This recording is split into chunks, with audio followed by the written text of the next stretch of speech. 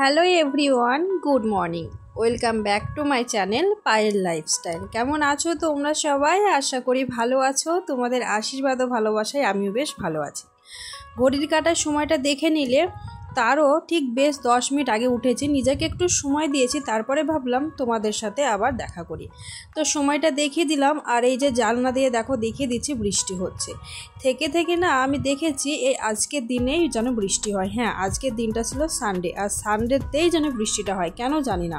পুরো একটা সপ্তাহ ওয়েট করি এই একটা দিনের জন্য, কিন্তু এই যে সেই দিনে বৃষ্টি।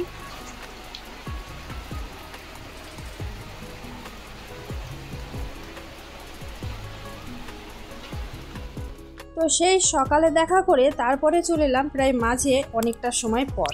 মাঝে সকালের কাজ কমপ্লিট করেছি, সেগুলো তোমাদের মাঝে শেয়ার করলাম না, কেননা ভালো লাগে না। এই একটা রুম, তার মধ্যেই জামা কাপড় ভিজে মেলা রয়েছে, আর একই কাজ কি আর শেয়ার করবো বলো, তাই সেগুলো শেয়ার করলাম না। তো দেখো এই যে সোনা মামার দুধটা চলে এসেছে, দুধটা দেখো গরম করতে বসিয়ে দিই। আর যেহেতু আজকে সানডে, তো বাবুর কিন্তু ডিউটি ছুটি থাকে, তবে সকালে কিন্তু আজকে একটু ম্যাচে গেছিলো। সকালে ডিউটি ছিল, মর্নিং ডিউটি আর কি, পিটি টাইমে। তো সেখান থেকে ও আসার সময় আলু পরোটা এনেছে। তো বাবু কিন্তু এই আলু পরোটা দিয়ে ব্রেকফাস্টটা কমপ্লিট করে নিয়েছে, আমারও কিন্তু রয়েছে, তো আমিও ব্রেকফাস্ট কমপ্লিট করব। তো ডেলি সকালে এখন দুধ চা খাই, তো খেয়ে খেয়ে না একটা অভ্যাস হয়ে গেছে জানো। তো নিজের জন্য একটু এখন দুধ চা বানিয়ে নেব। তো সকালে চা দিয়ে কিন্তু আজকে আমি আলু পরোটা খাবো। তোমরা কে কে চায়ের সাথে আলু পরোটা খাও কমেন্টে পারলে অবশ্যই জানিও। তো আমিও কিন্তু আজকে খাবো, কোনোদিনও খাইনি অবশ্য, আজকে প্রথম খাবো। তো ওদিকে সোনা মামারা কিন্তু এখনো ঘুমিয়ে রয়েছে, কেননা খুব একটা বেশি বেলা হয়নি। আর তাছাড়া কিন্তু সোনা মামা বেলা করে ঘুম থেকে ওঠে, তোমরা অনেকেই জানো। তো আমি সকালে ব্রেকফাস্টটা কমপ্লিট করে নিয়ে ভিডিওতে ভয়েস বসাবো, তারপরেই কিন্তু সোনা মাম্মাকে ডেকে তুলবো, নাহলে ভয়েস দিতে কিন্তু খুব সমস্যা হয় আমার। আর আজকে যেহেতু সানডে রয়েছে, তাই বিকেলে একটু মার্কেটে যাওয়ার প্ল্যানিং রয়েছে। তো অনেকদিন ধরেই মার্কেটে মানে কিছু শপিংয়ের জন্য যাবো ভাবছিলাম, তো সেটা হচ্ছে না। ডেলি ঘুরতে যাই, দেখতে পেয়েছো, তো সেই শপিং করতেই যাব। তো দেখি যাওয়া হয় কিনা, মানে সবটা নির্ভর করছে কিন্তু বৃষ্টির উপর। তো পরে কি হবে জানি না, এখন আপাতত চাটা করে নিচ্ছি, চাটা খেয়ে নিই চলো।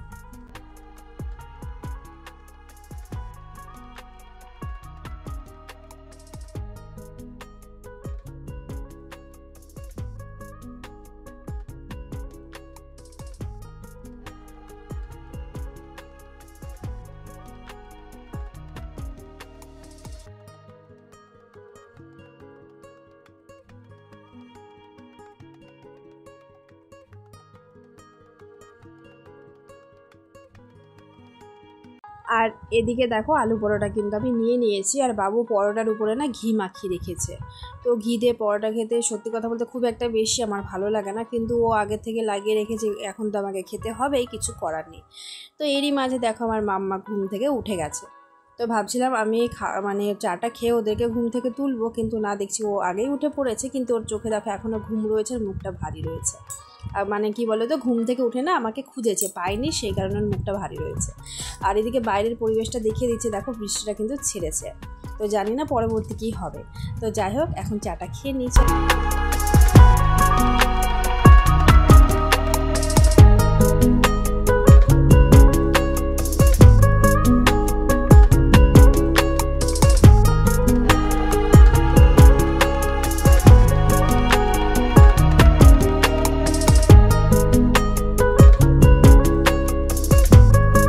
সকালের চা খাওয়ার পরে প্রায় অনেকটা সময় পর কিন্তু আবারও তোমাদের মাঝে এলাম বন্ধুরা।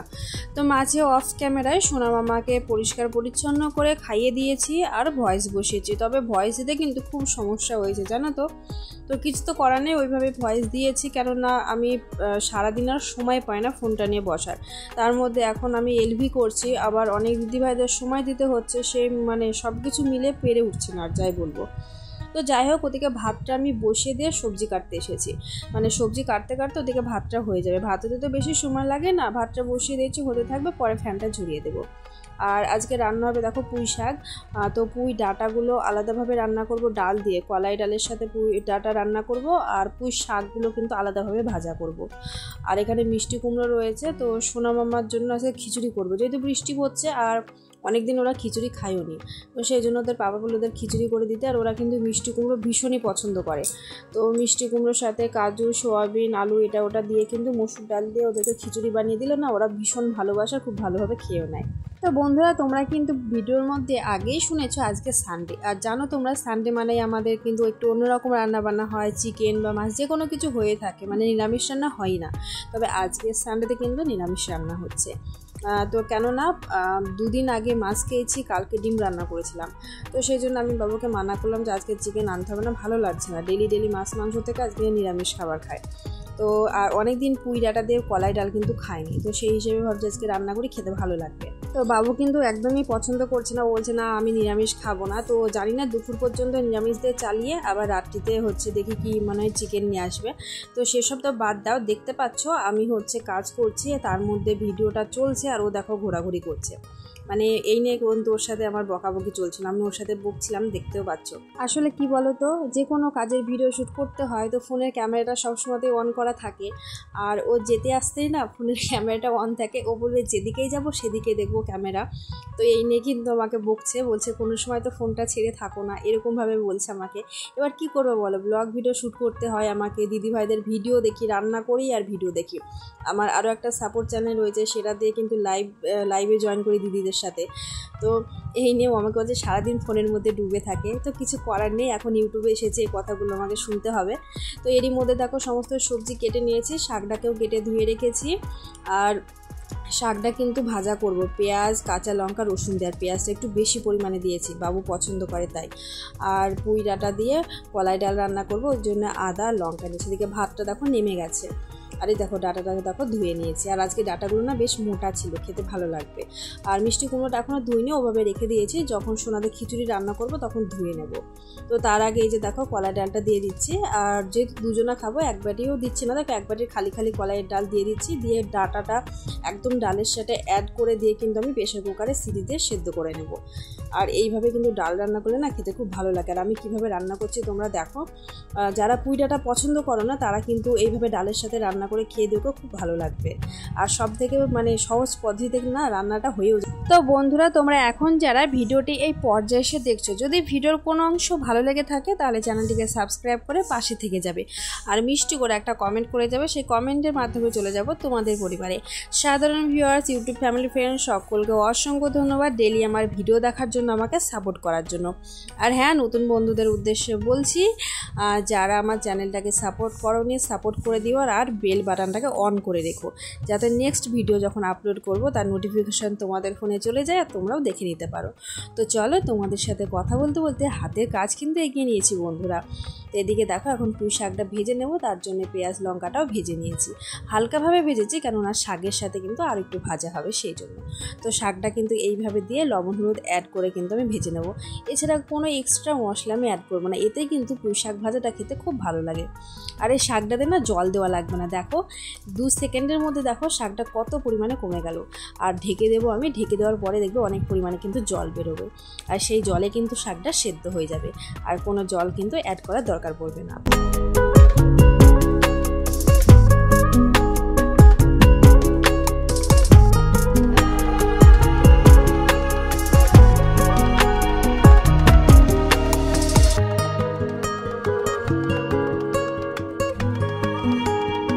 দেখতে পাচ্ছ বন্ধুরা, শাক থেকে কিন্তু অনেকটা পরিমাণে জল ছেড়েছে। আবার আমি থালে ঢাকা দিয়ে কিন্তু রেখে দেবো, আর এইভাবেই রান্না করবো, গ্যাসের একদম স্পিডটা স্লোতে দিয়ে।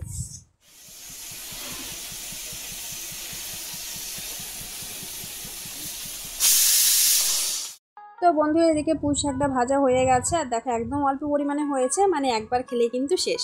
তো একদিকে ভালোই হবে, কেননা রাতে আবার আলাদা রান্না করা লাগবে, আমার কোনো প্রবলেম নেই। আর এদিকে দেখো হচ্ছে পুঁই ডাঁটা দিয়ে ডালটাও কিন্তু সেদ্ধ হয়ে গেছে, ডাঁটাটাও সুন্দর সেদ্ধ হয়েছে, ডালটাও আরও সুন্দর সেদ্ধ হয়েছে।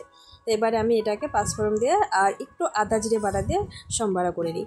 তো কড়াই তেল দিয়েছি, তেলে পাঁচফোড়ন, তেজপাতা, তার সাথে আদা জিরে, এই মশলাটাকে সুন্দরভাবে ভেজে নিয়ে কিন্তু আমি ডালটা দিয়ে দেবো।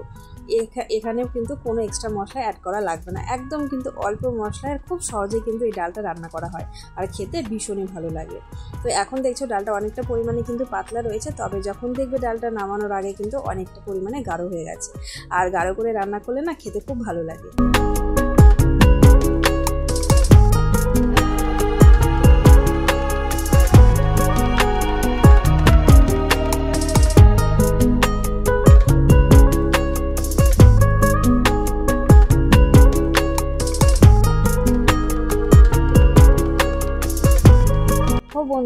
ডালটা কিন্তু রান্না হয়ে এসেছে, নামিয়ে নেবো। আর প্রেশারে না সোনাদের খিচুড়িটাও বসিয়ে দিয়েছি। আর ডাল দেখো রান্না হয়ে গেছে। ডালটা দেখছো কেমন পরিমাণে গাঢ় রেখেছি। আর এই ডাল দিয়ে ভাত খেতে সাথে পাঁপড় ভাজা থাকলে কিন্তু খেতে বেশ ভালো লাগে। তো বন্ধুরা এরপরে চলে এলাম একেবারে রান্নাঘর পরিষ্কার করা, খাওয়া দাওয়া, স্নান, এই 3টে কাজ কমপ্লিট করে তোমাদের সামনে এলাম। তো মার্কেটে যাওয়ার প্রস্তুতি চলছে। তো বাইরে বৃষ্টি পড়ছিল একটু আগেই, কিন্তু তোমাদের সাথে ওটা তুলে ধরিনি, বারবার বৃষ্টি কি দেখাবো বলো।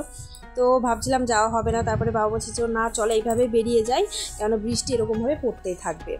তো চুলগুলোকে দেখো শুকিয়ে নিচ্ছি, কেননা বাইকে যদি যায় না এই ভেজা চুল নিয়ে চুলগুলো পুরো একদম হাওয়ায় উড়ে উড়ে ঝাঁটার ক্লের মতো হয়ে যায়, আর খুবই বাজে অবস্থা হয়ে যায়। সেই জন্য চুলগুলোকে ভাবছি হেয়ার ড্রায়ারে শুকিয়ে নিয়ে যাই। তাছাড়া আমি কিন্তু খুব সহজেই যে হেয়ার ড্রায়ার ইউজ করি তা কিন্তু করি না, তোমরা কোনোদিনও দেখতে পাও না। আমি ইউজ করিও না খুব একটা, খুব এমার্জেন্সিতে আমি ইউজ করি, কেননা চুলের পক্ষে খুব ক্ষতিকর একটা জিনিস এটা।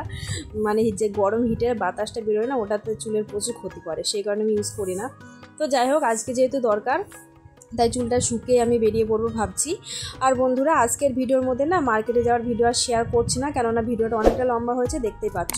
তো নেক্সট ব্লগের মাধ্যমে কিন্তু তোমাদের সাথে শেয়ার করব মার্কেটে কী কী কেনাকাটা করেছি, কী কী করেছি সবটাই। তো চলো আজকের মতো ভিডিওটা এখানে এন্ড করলাম। ভালো থেকো, সুস্থ থেকো বন্ধুরা, টাটা, দেখা হবে আবার নতুন কোনো ব্লগের সাথে।